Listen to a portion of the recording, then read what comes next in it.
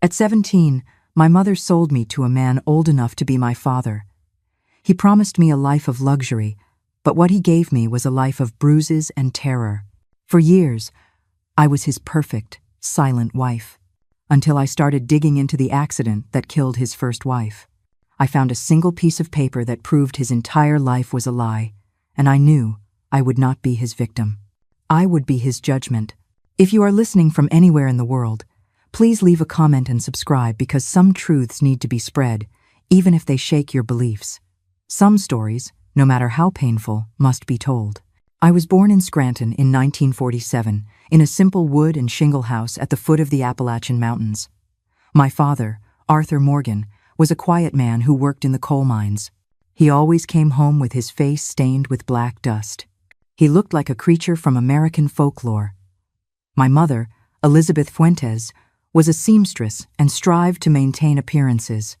"You may be poor, but you must always be clean and tidy," she always said. There were 4 of us siblings. I was the eldest. After me came Eugene, Clara, and the youngest, Joey, who unfortunately God took when he was little with polio. Our house was simple, but full of life. The yard was large, with an apple tree that bore the sweetest fruit in the region, a chicken coop where I helped collect the eggs every morning, and a crystal-clear creek that ran behind it. How we used to play in that creek. We made little boats out of maple leaves and raced them to see which one reached the bend the fastest. My father used to say that creek was blessed, that its waters came directly from the sacred mountains of the native tribes. I would wake up early, before the rooster crowed. I helped my mother light the wood-fired stove, where she would prepare delicious biscuits with fried eggs and freshly ground coffee. Then I would go to Benjamin Franklin Elementary, carrying my notebooks wrapped in brown paper bags, because a backpack was a luxury we didn't know. When I returned, I still found time to play marbles with my friends Sadie and Tessa, daughters of Mr. Martin, who owned the general store.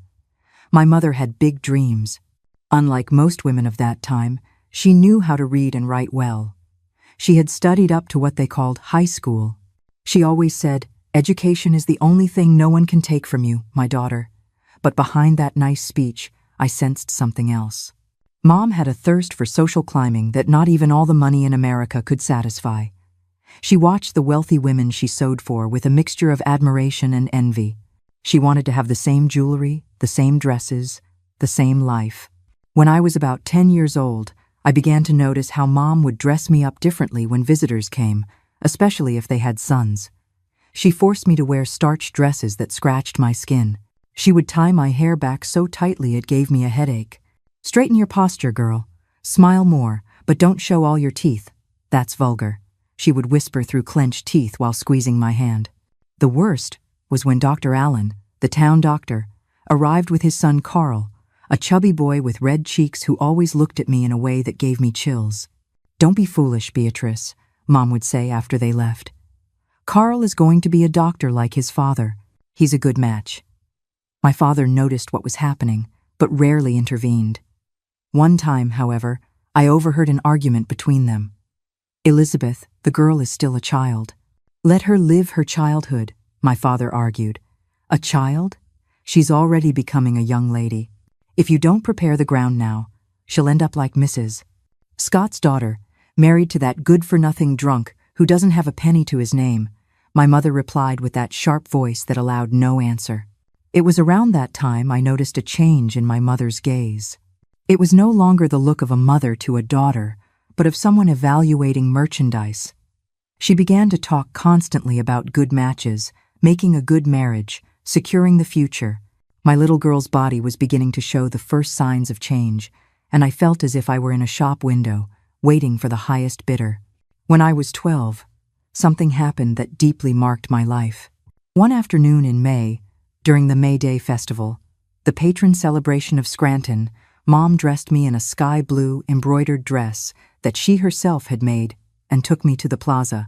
"There are important people from the Capitol today," she whispered, fixing my hair for the 1,000th time. That's when I saw him for the first time. Gregory Mason, a landowner from Harrisburg, already a middle-aged man, who looked at me with those eyes. Oh, dear God, I still shudder to remember. Eyes that undressed me, that swallowed me, that reduced me to nothing. That night I heard Mom excitedly telling my father, "Did you see how Mr. Mason looked at our Beatrice? A man of property, owns land in Harrisburg, a widower with no children. Imagine the opportunity." My father answered something I couldn't understand, his voice muffled by the door, but I didn't need to hear it to know that once again he wouldn't have the strength to stand up to my mother. From that day on, the name Gregory Mason began to be mentioned frequently in our house, and I, a girl who still played with dolls in secret so as not to be scolded for being childish, felt a growing fear, a premonition that made my heart tighten every time that name was spoken. The years passed, but the name Gregory Mason never left our house. Every few months he would appear in Scranton on business and always managed to visit us. He brought expensive gifts, fine fabrics for my mother, imported cigars for my father, and for me, delicate jewelry that Mom kept in a small box, saying I could only wear it at the right time. When I turned 15 inches 1,962, Mom organized a modest party, but she went all out on my dress. She sewed day and night on a pink satin model with lace at the hem. Of course, Gregory was invited. That night, while everyone danced in the living room, he asked to speak with me alone on the porch. My heart sped up with fear, but Mom pushed me outside with a forced smile. "Beatrice, you are becoming a beautiful woman," he said, his breath heavy with tobacco and whiskey. "You know, on my estate in Harrisburg, I have everything a woman could desire. A big house, servants, jewelry. All that's missing is a mistress to command all of it." His large, calloused hands grabbed my wrist tightly as his eyes scanned my body from top to bottom. "Soon, I will speak with your father about us." I went back inside, trembling. I found my mother in the kitchen and, between sobs, told her what had happened. I expected comfort, protection.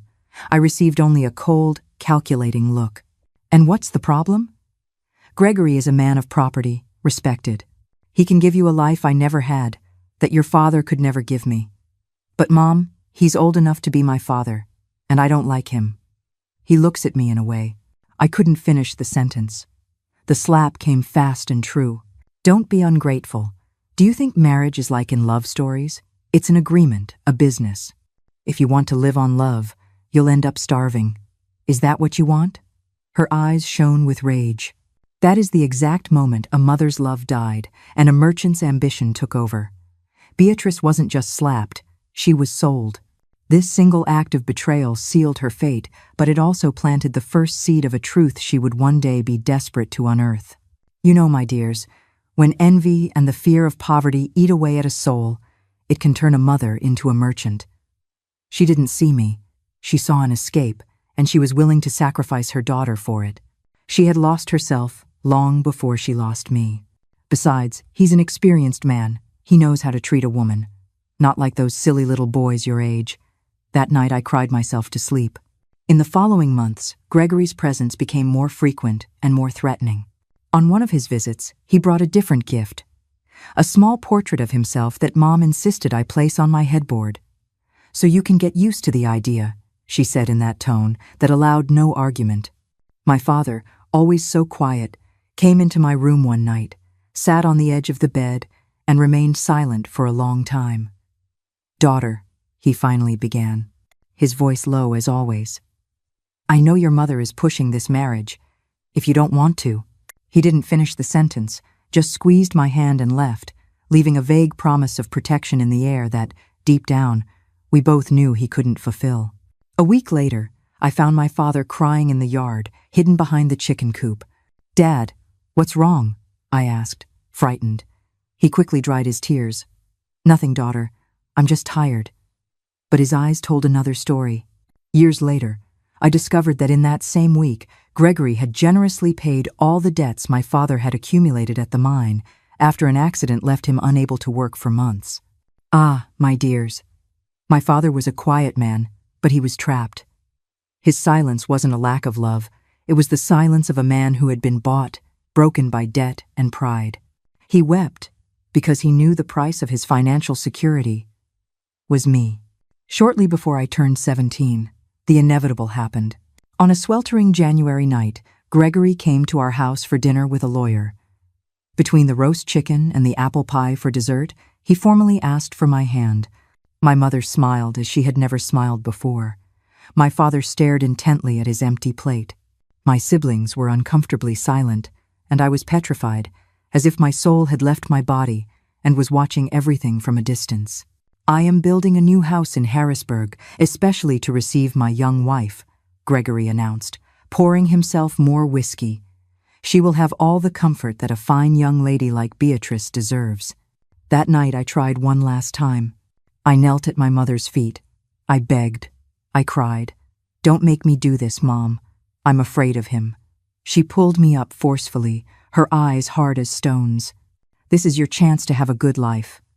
Learn to please him. It's what I did with your father. It's what all women do." "But what does that mean, Mom? What happens after the wedding?" I asked genuinely, not understanding what awaited me. She lowered her voice. "He is a vigorous man. Everyone in Harrisburg knows it. He boasts about his attributes." She paused. "It will hurt at first. We all go through it. But you'll get used to it. And then come the children, and the pain has a purpose." The wedding was set for April 1964. Gregory wanted an ostentatious ceremony to show off his prize. During the 3-month engagement, he visited our house frequently, bringing fabrics for my dress, a trousseau, furniture for the new house. With each visit, he became more possessive, more controlling. "When you are my wife, you will not wear that lipstick. You look like a cheap woman." Or, "That loose hair is not for a decent lady." In town, people talked. Some envied my luck in marrying a rich man. Others looked on with pity, aware of the rumors about Gregory's temper. My friend Tessa, the only one who dared to speak openly, warned me. "They say his first wife died under strange circumstances, Bea. Be careful." When I tried to ask my mother about this, she cut the subject short. "Gossip from envious people. His wife died in childbirth. It happens all the time." The wedding day arrived like a death sentence. The church was decorated with white calla lilies that reminded me of funeral arrangements. My dress, though expensive and elegant, felt as heavy as armor. Gregory, at the altar, wore a triumphant smile. Throughout the ceremony, I felt as if I were being sold, handed over, sacrificed. At the party held at Gregory's estate on the outskirts of Harrisburg, where we moved immediately, he made a point of showing off his young wife to all the guests. "Look what a country flower I found in Scranton," he would say, squeezing my waist with unnecessary force. Among the guests, a group of older men, his friends, exchanged knowing looks and complicit smiles that terrified me even more. As the night wore on, Gregory drank more and more. His eyes glazed over, his voice grew louder, his gestures rougher. Around midnight, he announced in a loud, clear voice, "It's time to take my bride to find out what a real man is." A round of crude laughter followed the announcement. My mother took me to the bridal chamber. She helped me change from my wedding dress into a white silk nightgown. Her last words before leaving me were, "Close your eyes and think about the family you are going to build. The pain passes, the money stays." There, you see. That is the greatest lie people tell themselves. Physical pain might pass, but the humiliation, the betrayal, that stays. Money cannot heal a soul that has been sold. I was left alone in that enormous room, sitting on the edge of the bed, trembling like a leaf in the wind. The laughter and music from the party still echoed in the distance, but they seemed to belong to another world.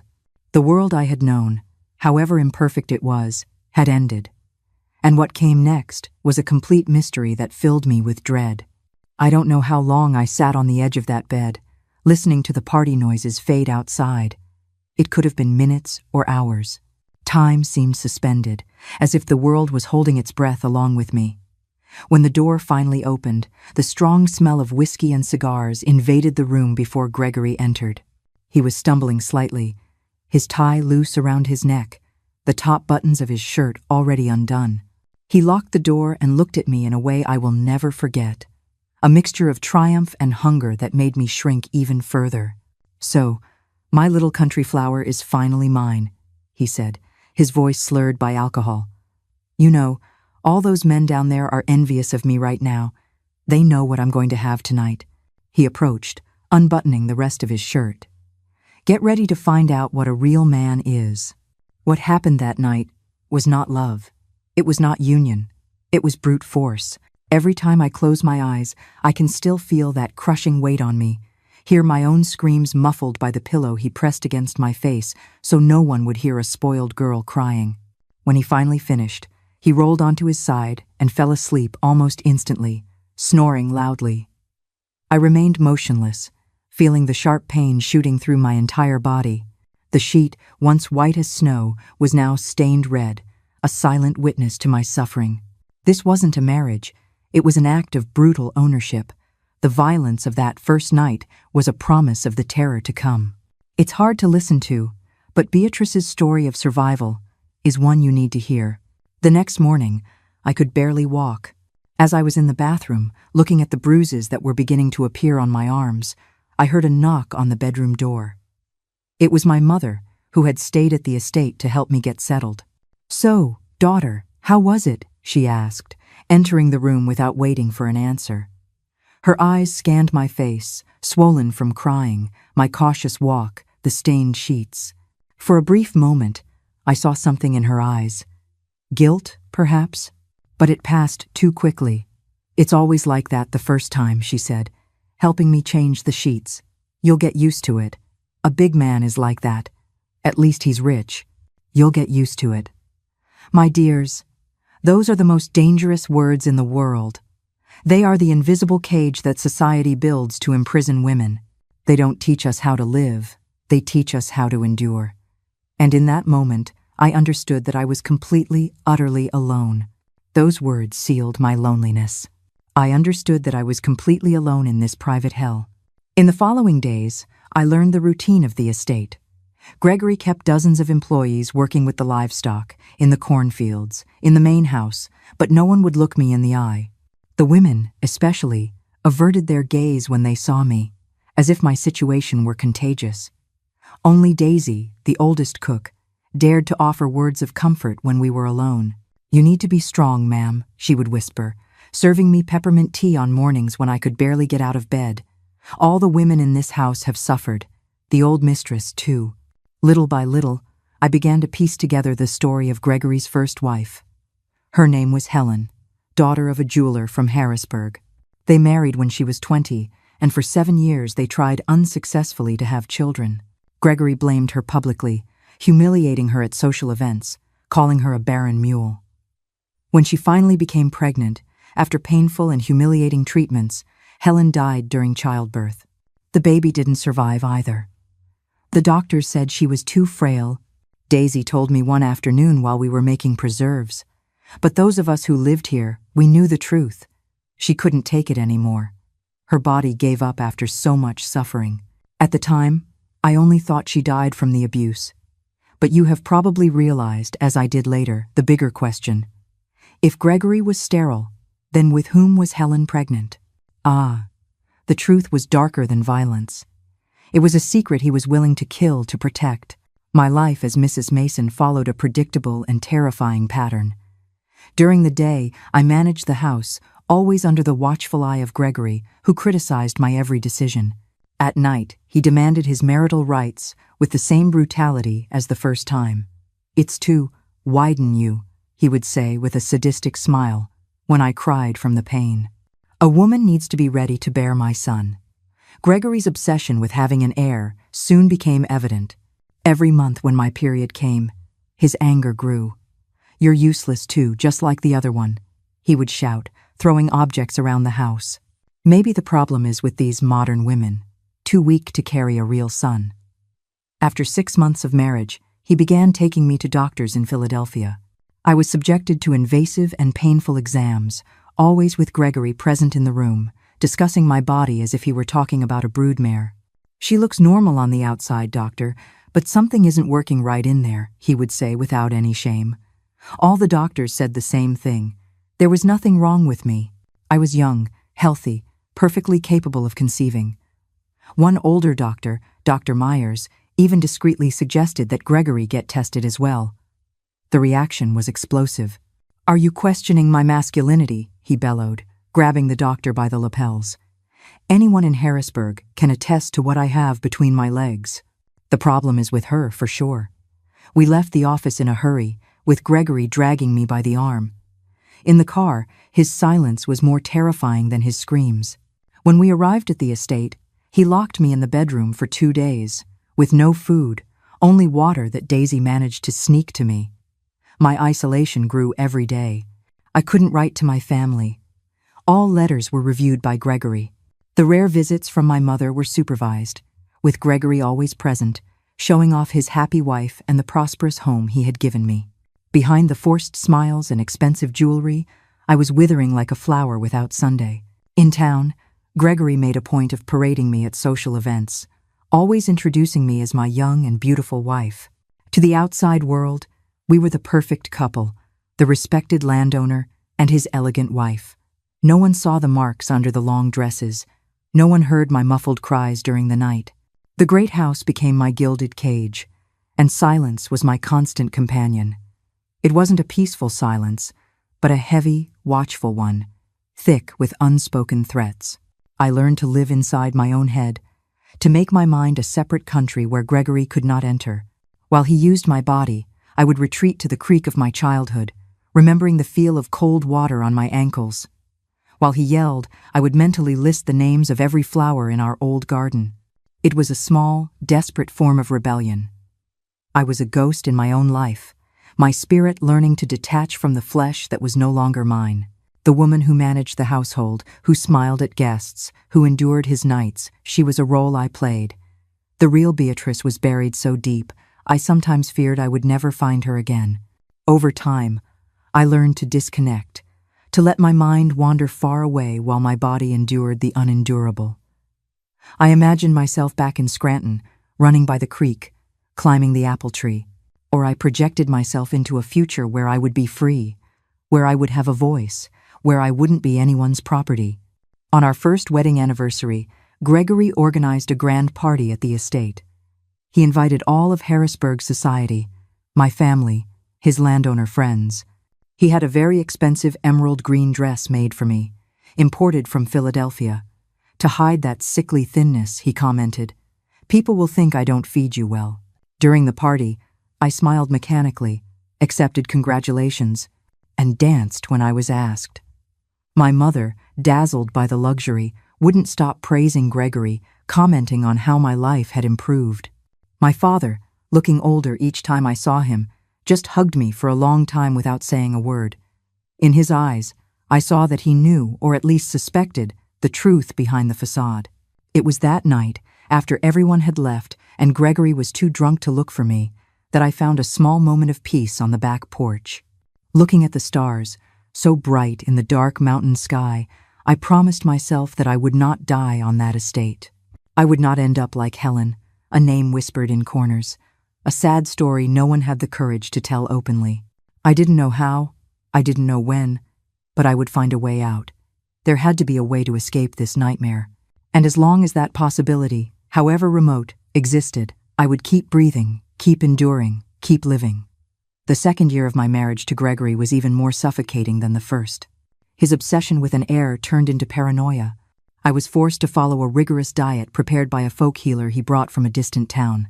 I drank bitter teas 3 times a day, took herbal baths that burned my skin, and had to sleep in specific positions after his nightly visits. One afternoon, while Gregory was in town, I found Daisy crying in the kitchen. The old cook rarely showed emotion, so I approached her with concern. "What's wrong, Daisy?" She quickly dried her tears. "Nothing, ma'am, it's just my rheumatism." But when I insisted, she finally confessed. "It's just that. Today marks 7 years since Mrs. Helen passed." This piqued my curiosity. "You liked her very much, didn't you?" Daisy looked around, making sure we were alone. "She was an angel on earth, ma'am. She suffered as much at his hands as you do, maybe more. In the last few months, when she finally managed to get pregnant, he seemed calmer." But what, Daisy?" She hesitated. "There are things it's better not to know, ma'am." That night I couldn't sleep. Daisy's unfinished words hammered in my head. What did she know? What else was there to know about Helen and her tragic end? The next morning, taking advantage of the fact that Gregory had gone to a livestock fair in Lancaster and wouldn't be back for 3 days, I began to search his rooms, something I would never have the courage to do if he were nearby. In his office, rummaging through old papers, I found a locked metal box. Using a bobby pin, as I had learned from my brother Eugene in childhood, I managed to open it after several attempts. This is the moment. The small act of rebellion that changes everything. Beatrice isn't just picking a lock, she's unlocking her own cage. And what she's about to find will destroy this entire house of lies. Inside were documents, photographs, and letters. Letters written by Helen to her sister in Street Lewis. Letters that, obviously, were never sent. With trembling hands, I began to read them. Every word was like a mirror of my own suffering. He accuses me of being barren, but he refuses to see a doctor himself. When I suggested that perhaps the problem was his, he threw me against the wall with such force that I fainted. The last doctor suggested a procedure to unblock my tubes. The pain was indescribable, but Gregory insisted I take nothing to alleviate it, saying the pain would make me stronger for childbirth. I am finally pregnant, but I am so afraid. Not of the birth, but because I don't know if I want to bring a child into this hell. What if it's a boy who becomes like his father? And if it's a girl condemned to suffer like me? The last letter, dated just 1 week before her death, chilled my blood. Dearest sister, if something happens to me, please investigate. The family doctor is in Gregory's pocket. He says my pregnancy is progressing normally, but I feel something is wrong. I have strange pains, bleeding. When I mention it, Gregory says it's nonsense, that I'm seeking attention. The tea he insists I drink every night has a strange taste. Yesterday, I threw it out when he wasn't looking, and I spent the night without pain for the first time in weeks. I dropped the letters, horrified. What was Helen implying? Could it be possible that Gregory? No, it was unthinkable. Even someone so cruel wouldn't do that to his own wife, to his own child. I continued searching the box and found, at the bottom, a sealed envelope addressed to Gregory. The seal of Mercy Hospital in Philadelphia indicated something official. I opened it carefully so I could reseal it without him noticing. It was a medical report dated 1955. The document was full of technical terms, but one phrase jumped out at me, clear as day, confirming complete and irreversible sterility due to complications from mumps in childhood. My heart pounded. Gregory was sterile, completely sterile. He always had been. He could never have children. And he knew it. Even before marrying Helen, before marrying me. All the cruelty, all the accusations, all the humiliating treatments to which we were both subjected, all based on a lie. A lie to protect his male pride, his reputation as a virile man, which he boasted about so much. You see, it wasn't just a piece of paper. It was the truth. And the truth, my dears, is heavier than steel. In that instant, I understood his entire power was built on an empty lie. My fear began to give way to something cold and very, very sharp. As I was digesting this shocking revelation, I heard the sound of a horse approaching. Quickly, I put everything back in the box, except for a copy of the medical report, which I hid in my clothes. I closed the box, put it back in its place, and left the office. My heart beating so hard, I thought it would explode. From the window, I saw Gregory dismounting his horse. He had returned earlier than expected. My mind raced. What should I do with this information? If I confronted him directly, he would certainly deny everything. And then, I didn't even want to think about what would happen next. I needed a plan. That night, as I served Gregory dinner, he seemed especially irritated. The fair was a waste of time. Those farmers know nothing about quality livestock. He took another gulp of whiskey. Any news around here? Nothing, sir. Just the usual routine. He looked at me suspiciously. You're acting strange. What are you hiding? Nothing, sir, I swear. I tried to seem as natural as possible, but my hands were trembling slightly. Gregory stood up suddenly, knocking over his chair. You're lying. I can see it in your eyes. He grabbed my arm with such force that I cried out. What did you do while I was away? Who was here? No one, sir. I swear, tears began to stream down my face. Maybe you need a reminder of who's in charge here. He dragged me to the bedroom, throwing me onto the bed. What followed was the worst night since our wedding.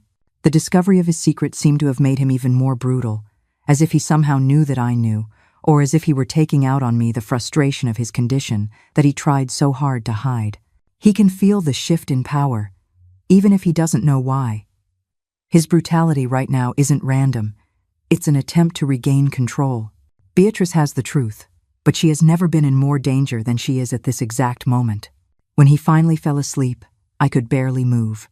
Every inch of my body ached, but the physical pain was almost welcome, as it helped distract from the pain in my soul. Looking at his face in the darkness, so serene in sleep despite the monstrosity it harbored, I made my decision. I would not end up like Helen. I would not die on that estate, a victim of the cruelty of a man whose greatest concern was hiding his own inadequacy. The next morning, when Gregory left to inspect the estate, I dragged myself to the kitchen. Daisy let out a horrified gasp when she saw my condition. Our Lady of Guadalupe. What did he do to you, ma'am? Daisy. My voice was just a whisper. I need your help. The old cook looked around nervously. Ma'am, I can't, she whispered, her eyes darting towards the door. If he finds out, he'll destroy my family. Please, I implored, my voice cracking. I know you were fond of her. Do it for Helen. At the mention of her name, a profound sadness crossed Daisy's face, followed by a flicker of shame. She pulled me further into the pantry, her grip surprisingly firm. I failed her, ma'am, she confessed, tears welling in her old eyes. I saw what he was doing. I saw the fear in her eyes, but I was a coward. I stayed silent to protect my own. I have lived with that shame every day since she died. I won't fail you too. I won't have another ghost haunting this house because of my silence. Tell me what you need. First, tell me everything about Helen. Everything you know. And then, I need to find a way to get out of here. Not to run away, I added quickly, seeing the panic in her eyes, but to prepare something. Over the next few hours, Daisy told me grim details about Helen's final years. How she, too, had found the medical report. How she had confronted Gregory. And how, after that, her health mysteriously began to deteriorate. How the teas he insisted she drink to strengthen the baby coincided with her worst episodes of bleeding. How the family doctor, completely under Gregory's thumb, ignored all the signs that something was wrong. She died with the baby still in her womb, Daisy concluded, silent tears streaming down her wrinkled face. The doctor said it was eclampsia, but we in the house knew. We knew there was something wrong with those teas. When she finished her story, I asked, "Why did you never report this? Why did you keep working for him, after all that?" Daisy lowered her eyes. "My entire family works on his lands, ma'am. My grandchildren, my nephews. He would destroy us all. And who would believe? The word of an old cook against one of the most powerful men in Harrisburg? I understood completely. Gregory's power extended far beyond the walls of that estate. But I had one thing Helen didn't: physical proof of his condition. And more importantly, I had time. Gregory didn't suspect that I knew his deepest secret. In the following weeks, I began to plan carefully. With Daisy's discreet help, I managed to send a letter to my brother Eugene, who was now working in Philadelphia. I didn't tell him everything, just enough for him to understand the gravity of the situation. I asked him to discreetly investigate Gregory's medical past and, if possible, the case of Helen's death.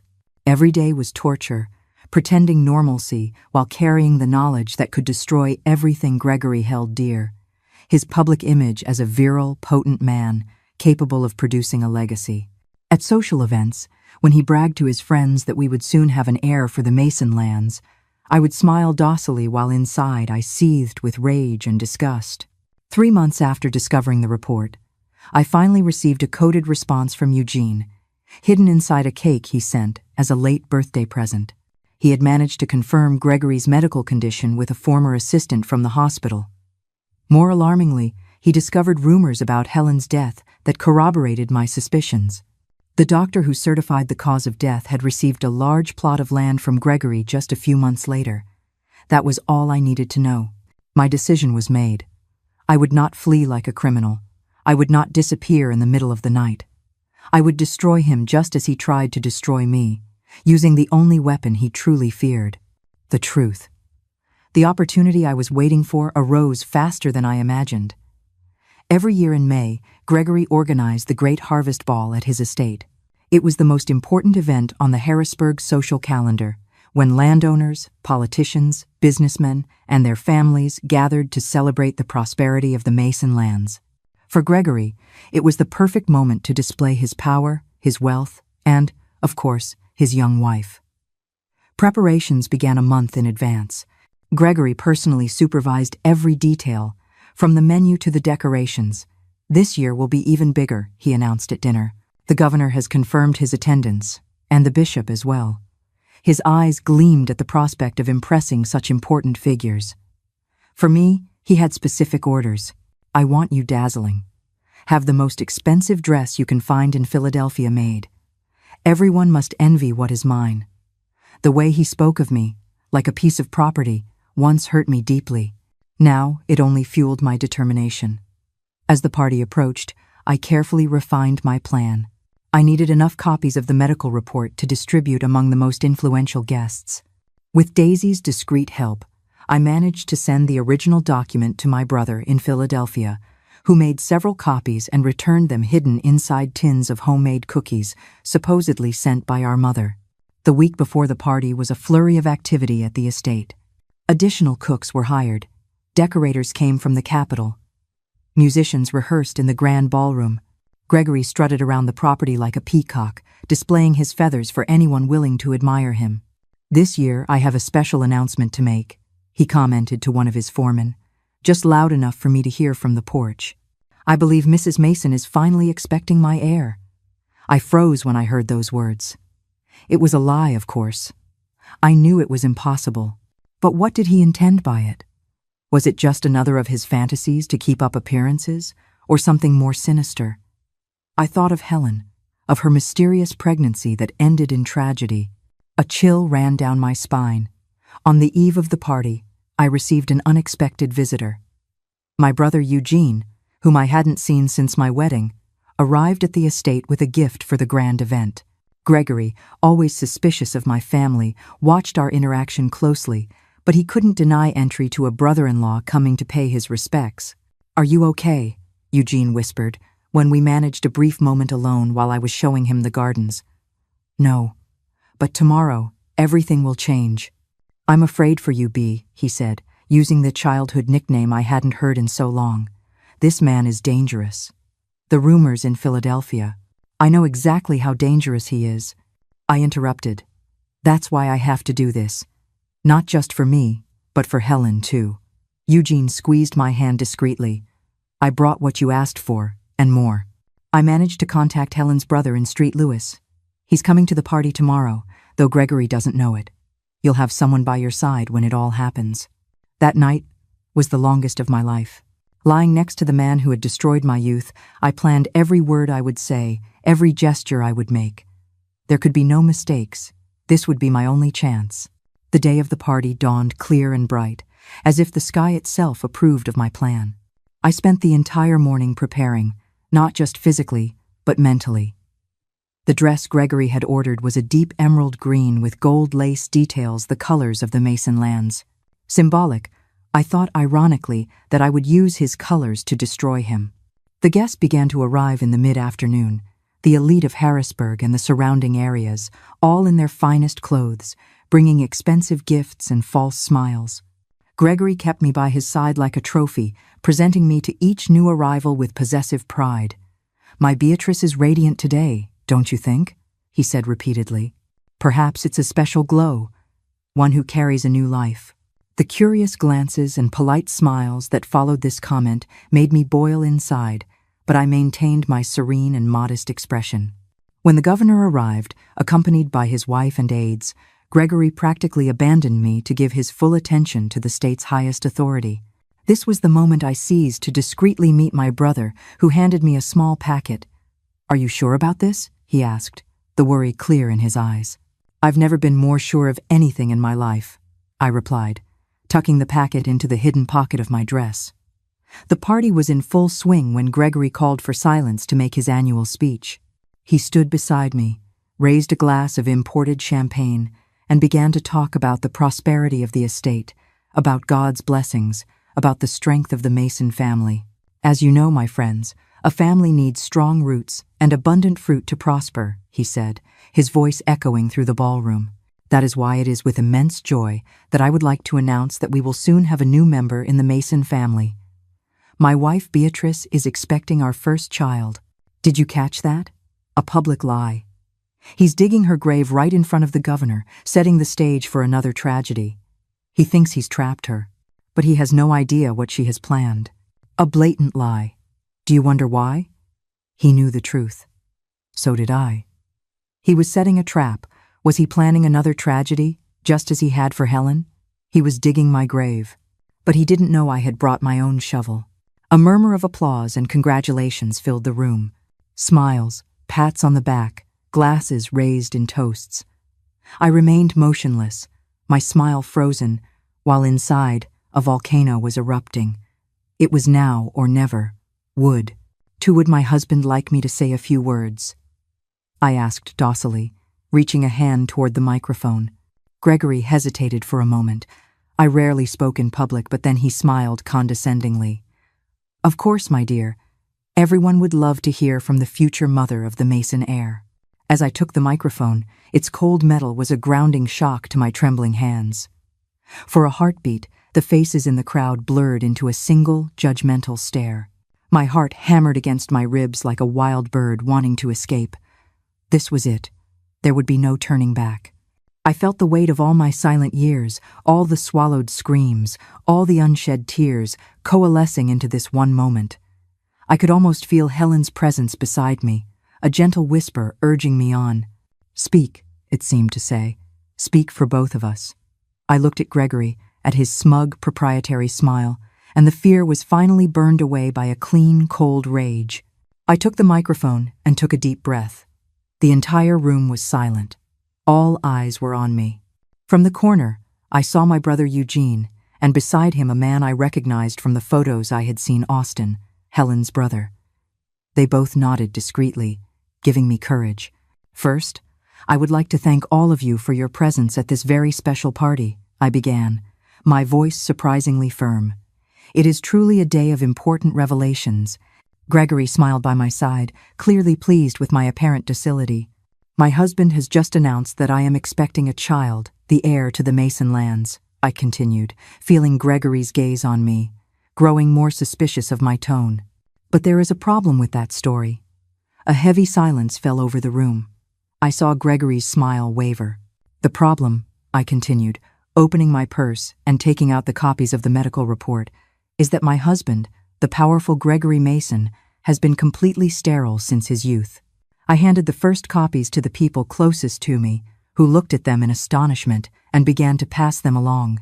This is a medical report from Mercy Hospital, from 1955, confirming complete and irreversible sterility due to complications from mumps in childhood. My husband has always known that he could never father a child. Gregory's face transformed completely. Red rushed to his cheeks, his eyes wide with fury and humiliation. He tried to rip the microphone from my hand, but I moved away quickly. This man, I continued, my voice now louder, not only lied to me, but also to his first wife, Mrs. Helen. He tortured her for years, accusing her of being barren, subjecting her to painful and humiliating treatments, all while knowing he was the one who was sterile. I paused, and the most horrifying realization of all washed over me only as I spoke the words. And Helen. She did finally become pregnant, I said, my voice dropping. The room held its breath. She must have, which means the baby was not his. And that, I believe, is why she died. That is, when the teas he insisted she drink, the teas, Daisy saw, began to work. He couldn't let her give birth to another man's child. He couldn't risk his secret being exposed. A horrified murmur rippled through the crowd. I saw some of the older ladies who had known Helen bring their hands to their mouths in shock. Gregory's face was a mask of fury and panic. "Beatrice, you've gone mad!" he shouted, trying to regain control of the situation. "This is absurd. Slander. Someone take that microphone away from her." No one moved. Everyone looked back and forth between me, Gregory, and the copies of the report, which were now circulating from hand to hand. "I am not mad, Gregory," I replied calmly. "I am just tired of living in silence. I am tired of suffering for your lie, for your sick pride. And I am certain that I am not the only one." At that moment, Austin stepped forward. "My sister Helen also suffered at the hands of this man," he said, his voice choked with emotion. "I always suspected her death was not natural. Now I am certain." Gregory looked around frantically, like a cornered animal. "This is a conspiracy. You are all against me. That document is fake, fabricated by enemies who envy my lands." Dr. Holloway, Huak But Ki Ten Nau Hak, a respected physician from Philadelphia, who was among the guests, took one of the copies and examined it carefully. "This document appears authentic, Gregory," he said gravely. "The format, the letterhead, the signature of Dr. Callahan, it all corresponds to the standards of Mercy Hospital from that era." "It's a lie," Gregory bellowed, knocking over a nearby table. Glasses and plates shattered on the floor. The governor, visibly uncomfortable, motioned to his aides and began to retreat discreetly. Other guests followed his example, moving away from Gregory as if his shame were contagious. I felt the hand of my brother Eugene on my shoulder, giving me silent support. Gregory, realizing he was losing control, made one last, desperate attempt. "Beatrice," he said, lowering his voice, trying to sound reasonable. Let's talk about this in private, my dear. You are confused. You are embarrassing yourself and me in front of our friends." "I have nothing more to say in private, Gregory," I replied. "I have lived in the shadows for too long, in fear, in shame. Now everyone knows who you really are. A man who built his reputation, his marriage, his entire life on a lie. A man who would rather see innocent women suffer than admit his own inadequacy." The word inadequacy hung in the air like a sentence. For a man like Gregory, whose identity was so deeply tied to his supposed virility, it was the final blow. I saw something die in his eyes at that moment. Not the physical man, but everything he believed himself to be, everything he had built, his reputation, his respect, his power over others, especially over me. It all collapsed like a house of cards. Without saying another word, Gregory turned and staggered out of the ballroom, leaving behind the deafening silence of his public humiliation. It wasn't a punch that defeated him. It was a single word: inadequacy. Beatrice didn't just escape. She took back her life. The monster has been defanged, but her story isn't over. Her journey of healing is just as powerful as her revenge. Stay with us. My dears, that moment, it wasn't joy, it was emptiness. It was the sound of rusted chains finally breaking. The monster wasn't dead, but he had been defanged. The silence in that room wasn't the silence of shame. It was the silence of truth, breathing freely for the first time. The weeks that followed were a whirlwind. Aided by my brother and the lawyer he had secretly hired, I filed for an annulment of the marriage, citing fraud. Gregory had married me knowing his condition, unable to fulfill the primary purpose of marriage at that time: to produce children. Harrisburg society, once so subservient to Gregory, now avoided him like the plague. The rumors about the possibility of him having poisoned Helen gained strength, especially after Austin managed to have his sister's body exhumed for new toxicological exams. The results were inconclusive after so much time, but they raised enough suspicion for a police investigation. Gregory's businesses began to crumble. His friends distanced themselves. Business partners canceled contracts. Banks refused new loans. In a few months, the great landowner was on the brink of ruin. As for me, with Eugene's legal support and Daisy's testimony about the mistreatment I suffered during the marriage, I managed to get not only the annulment, but also a considerable portion of Gregory's assets as compensation. I didn't want his money. Much of it was donated to charities in Harrisburg. But I needed resources to rebuild my life. Freedom, I discovered, was not a destination, but a new and sometimes frightening country. For years, every decision had been made for me: what to wear, what to say, even what to think. Now, Standing in a grocery store, the simple act of choosing between two brands of coffee could leave me paralyzed with indecision. For months, I would wake up in a cold sweat, imagining Gregory's heavy footsteps outside my door. I had to learn to trust my own voice again, to believe that my opinions mattered, that my desires were valid. I had to learn that kindness from a man was not a trick, and that a raised voice did not always precede a blow. It was a slow, quiet restoration, happening not in a courtroom, but in the small, everyday moments of my new life. After the trial, I received an unexpected proposal. Austin, Helen's brother, had become my friend during those difficult months. He owned a small antique shop in the historic center of Harrisburg and offered me a partnership in the business. "You have a good eye for beauty and value," he said. "And I think staying in Harrisburg would be a way to show everyone that you won, that you don't need to run." I accepted the offer. There was something liberating about remaining in the city where I had suffered so much, but now, as a free, respected woman, the master of her own destiny. Little by little, we transformed the small shop into a thriving business. I became known for my skill in restoring antique pieces, bringing life and beauty back to objects that others would consider lost and unrecoverable. A perfect metaphor for my own journey. As for Gregory, the proud landowner who once reigned over Harrisburg with his reputation as a virile and powerful man, he ended his days as a shadow of his former self. After losing almost everything in the legal proceedings and failed businesses, he retreated to a small property on the outskirts of the city, living as a recluse, avoided even by his former employees. One day, about 2 years after that fateful harvest ball, I learned from Daisy, who still kept in touch with some people from the old estate, that Gregory had suffered a massive stroke. Alone in his house, with no one to help him, he lay fallen for hours until he was found by a worker passing by. I didn't feel joy at the news, but I didn't feel pity either. Just a strange sense that a cycle had closed, that justice, not revenge, had finally been served. My life moved on. The antique shop prospered.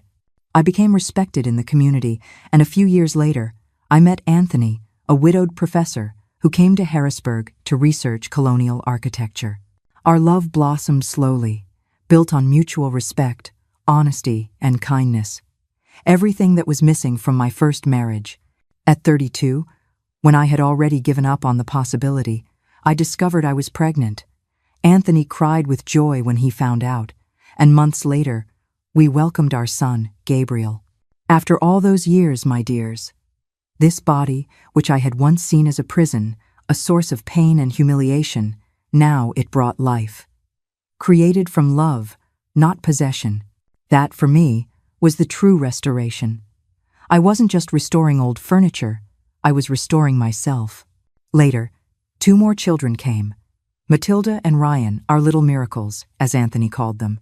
And so, through pain and courage, I found what Gregory, with all his power and possessions, never could. A true family, built on love and truth. And here I am, at 78, in this workshop full of old furniture waiting for a second chance. Every piece I restore reminds me a little of my own story. I see a chair with torn upholstery, the wood scratched, and I think, this one can still be fixed. Because I learned, my dears, that almost everything in life can be fixed. If we have patience and the right tools. Harrisburg truly became my home over these decades. The cobblestone streets, the historic churches, the colonial houses. All of this is now part of who I am. My Anthony passed away 8 years ago, after nearly 50 years of marriage. It was a quiet love, without storms, one of those that grow like trees with deep roots, silently, firmly, providing shade and fruit. Our children went their own ways. Gabriel, the eldest, became a doctor and lives in Philadelphia. Matilda followed in her father's footsteps and is a history professor at Penn State University. Ryan, our youngest, owns a bed and breakfast right here in Harrisburg. They all gave me wonderful grandchildren, 7 in total, who fill this house with joy when they come to visit me. The antique shop transformed over the years. After Austin passed away about 20 years ago, I took over the business alone. Little by little, I began to specialize more in restoration than in sales. I started almost by chance, fixing a rocking chair that no one else wanted. I discovered I had a talent for it, and more importantly, I discovered that it healed me inside. Every piece I restore tells me a story. This broken wardrobe witnessed family scenes. This worn-out dresser held the baby clothes of children who are adults today. This vanity, with the cracked mirror, reflected the faces of brides on the happiest day of their lives. I give them back not only their physical beauty, but also their dignity, the chance to continue being useful, to carry their stories forward. Many people in Harrisburg know me as Mrs. Beatrice the Restorer. The younger ones have no idea about my history with Gregory. The older ones who might remember respectfully avoid the subject. And that's okay. I no longer carry that past as a burden, but as a part of my history that shaped me, that taught me to value truth, freedom, and genuine love. My routine today is calm and full of small joys. I wake up early, drink my coffee watching the birds in the yard. Then I come to the workshop and work on my pieces until lunch. In the afternoons, I sometimes receive visitors, old friends, clients who became friends, my son Ryan and his family who live nearby. On Thursday nights, I play bridge with the ladies, a group of women as full of stories as I am. On weekends, when the weather allows, I like to sit in the town square and watch the life of the city.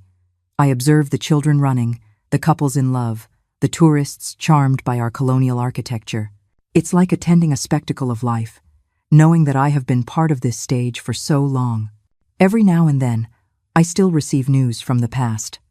I learned that Gregory passed away many years ago, alone in a nursing home in Ohio. He never remarried, never recovered his fortune or his status.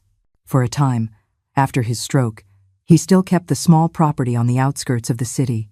He lived like a ghost, rarely seen, spoken of only in whispers. When I learned of his death, I did something that perhaps many wouldn't understand. I went to the cemetery and left flowers on his grave, not for love or forgiveness. Some wounds are too deep to ever heal completely, but rather out of gratitude. Because paradoxically, it was through that pain that I found my strength, my voice, my true life. In a way, Gregory was like one of those pieces of furniture that arrive at my workshop completely ruined. His soul was so damaged, so warped by lies and pride, that restoration was no longer possible. But from his wreckage, I managed to salvage something beautiful for myself. Freedom, strength, and eventually, the ability to love and be loved truly. Life taught me that people are like this old furniture. Some can be restored, others are damaged beyond repair. Some are worth the patient effort, the meticulous care. Others are like rotten wood that crumbles to the touch. Wisdom lies in knowing the difference, and in understanding that not all furniture nor all people were made to last. My Anthony was one of those rare pieces, made of noble wood, built to last for generations. His absence still hurts, but I am grateful for the years we had. I see traces of him in our children. I hear echoes of his voice in our grandchildren's laughter.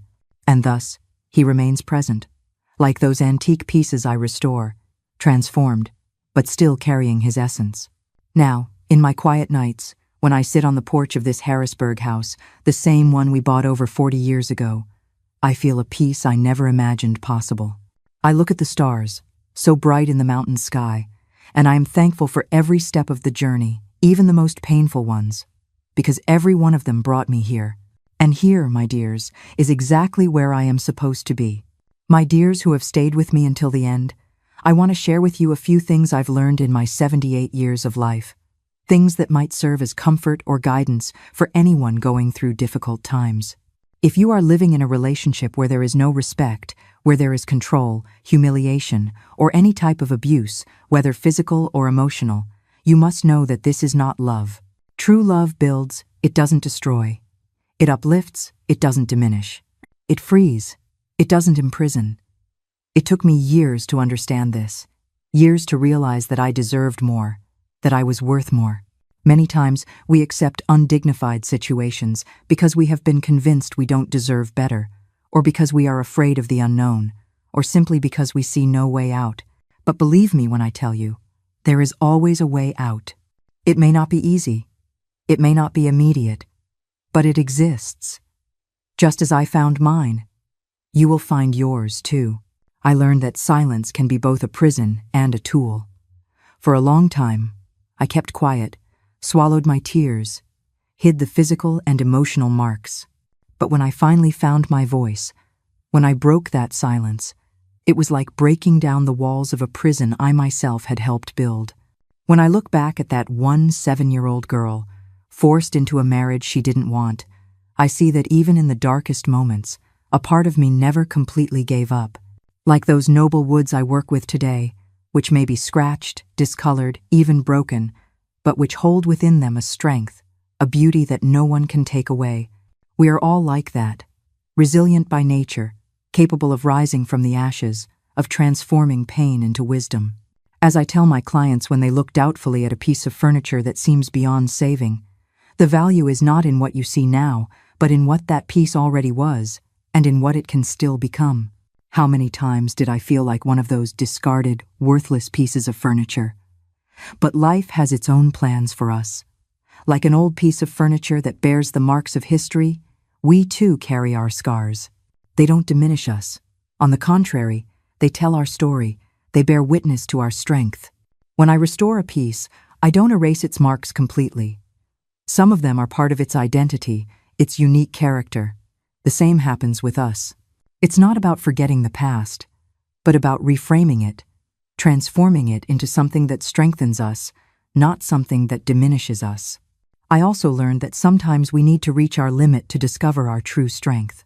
It was at the moment when I thought I couldn't take it anymore that I found a courage in myself I didn't even know existed. As an old American saying goes, it's at the bottom of the well that you find the strength to climb out. The truth, my dears, is a powerful weapon. As long as I lived in the lie, both the one imposed on me and the one I imposed on myself, I lived a half-life. It was by embracing the truth, however painful it was, that I finally set myself free. If you are going through an abusive situation, be it physical, emotional, or psychological, please do not stay silent. Seek help. No matter what country or city you are in, there are people and organizations ready to support you. Talk to someone you trust, a family member, a friend, a professional. Do not carry this burden alone. Remember, your worth is not defined by another person. You do not need anyone's approval to be worthy of love and respect. As I always tell my grandchildren, your value is within you.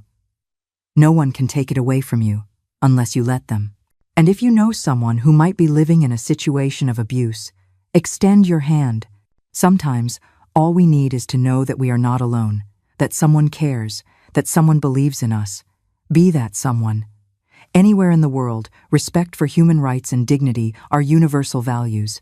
No one has the right to humiliate, control, or hurt another person. It doesn't matter the culture or tradition. Together, as a global community, we can make a difference for those who suffer in silence. Thank you for listening to my story.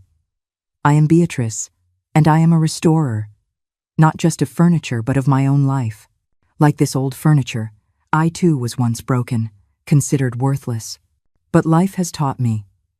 No matter how deep the scratch, no matter how many layers of deceitful paint are covering it, the strong core essence within us remains. We are not destroyed, we are just waiting to be restored. If you are feeling trapped, controlled, or being made to believe you are unworthy, please, listen to this old woman. Do not believe their lies. Your strength is in the truth. Your voice is the key. You are not alone, and you deserve to be free.